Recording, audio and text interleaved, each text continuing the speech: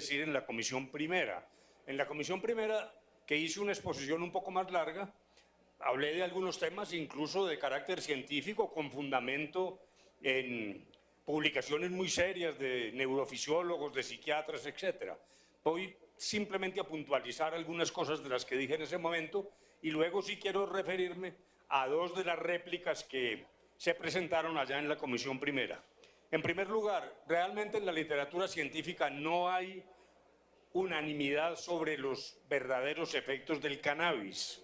Se establece que sí, hipotéticamente puede generar daño, que hay un riesgo frente a ciertas poblaciones, personas que tienen una estructura, dijéramos, propensa a la psicosis, adolescentes, o sea que uno no debería actuar de manera dogmática con el argumento de que no hace nada, ¿no? Hay un riesgo, pero ese riesgo, en primer lugar, repito, ni es unánime ni hay suficiente investigación, entre otras cosas por una razón, porque la prohibición ha impedido que la humanidad realmente llegue a una conclusión científica sobre este particular.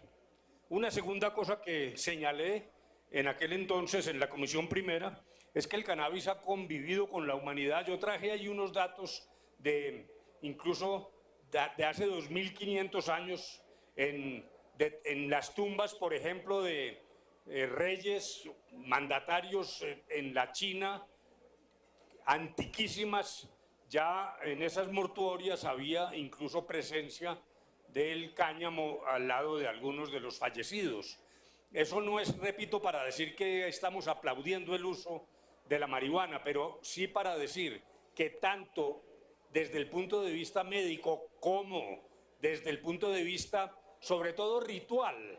Ahora hablamos de recreacional, porque claro, la humanidad ha ido perdiendo esa especie de reverencia religiosa, pero en el fondo es un uso no médico que ha sido tradicional. Lo señaló la ponente cuando nos explicaba de qué manera es en 1970, bajo el gobierno de Nixon, cuando se toma una decisión, se prohíben ciertas sustancias, no todas, y ahí viene el argumento del cual no quiero abusar porque es bastante obvio y no tiene ningún grado de originalidad, pero la comparación con el tabaco y el alcohol muestra que realmente la consistencia de la prohibición del cannabis no tiene la solidez que podría tener. Y en cambio sí, y esta es mi respuesta a uno de los argumentos, es que convertir este tema en una cuestión moral no es correcto. Este no es un tema moral, este es un tema contingente. Repito, no para abusar del tema de alcohol y tabaco, pero la coexistencia de permisividad frente a sustancias que son igualmente dañinas o hasta más dañinas, muestra que aquí lo que hay es decisiones contingentes que podemos tomar, en mi opinión, sin ningún remordimiento moral. Quisiera enfatizar en un último argumento. En la comisión primera, ilustres senadores dijeron que aquí había intereses oscuros, que detrás de esta iniciativa algo oscuro estaba pasando, y yo sí quiero primero rechazar eso de manera categórica. Entre otras cosas, como lo dije en son de broma, en mi caso particular ni siquiera soy usuario. Luego me parece que esa afirmación es muy arriesgada, pero sí quiero decir, lo oscuro aquí es el narcotráfico, la mafia, y eso es producto de la ilegalización, es exactamente el argumento al contrario. Me parece que es de la ilegalidad donde surge ese deterioro que algunos proclaman para hundir este proyecto que votaré favorablemente. Gracias, señor presidente. Para hablar de este importante proyecto de ley, es importante revisar la historia.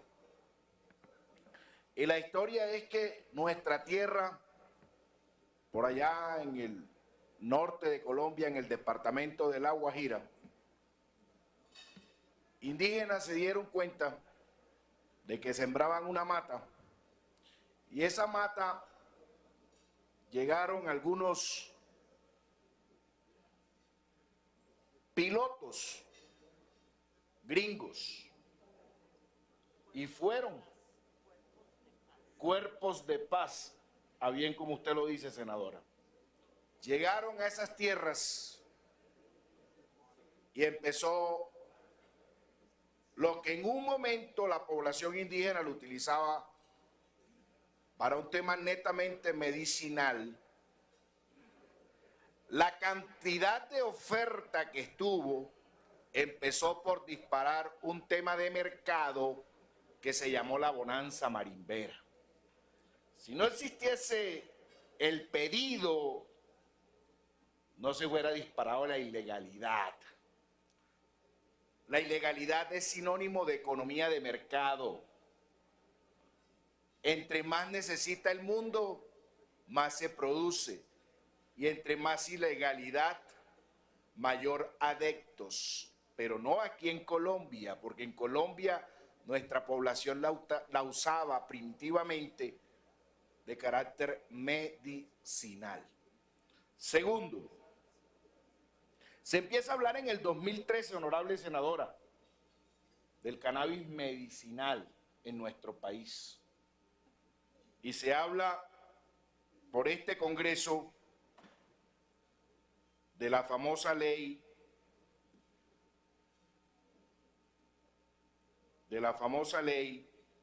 1787 del 2016, con sus decretos 613 del 2018 y el decreto del 2015 anterior a la ley, el decreto 2467. Hoy hay que entender que este es un tema álgido, pero como estamos en la democracia, los que no estén de acuerdo en un tema tan importante que hace parte de la globalización y la contextualización del cannabis, bajo unas perspectivas de legalización del consumo, regulación de su producción y promoción de la exportación para que favorezca a nuestros campesinos, debido a que aquí, señor presidente, señor subsecretario, le pido el favor, señor presidente, el primer punto que deberíamos subrayar aquí es la economía campesina. ¿Cuánta tierra fértil y qué tanta agua le cae a nuestra tierra y qué tanta potencia?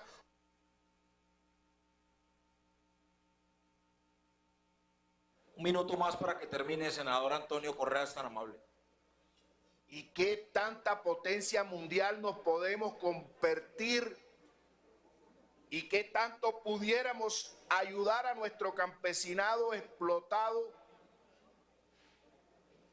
para que se reactive la economía del agro?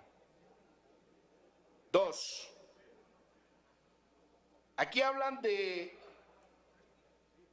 Colombia versus Estados Unidos. Pues Estados Unidos siempre nos ha colocado la demanda, nosotros le colocamos la oferta.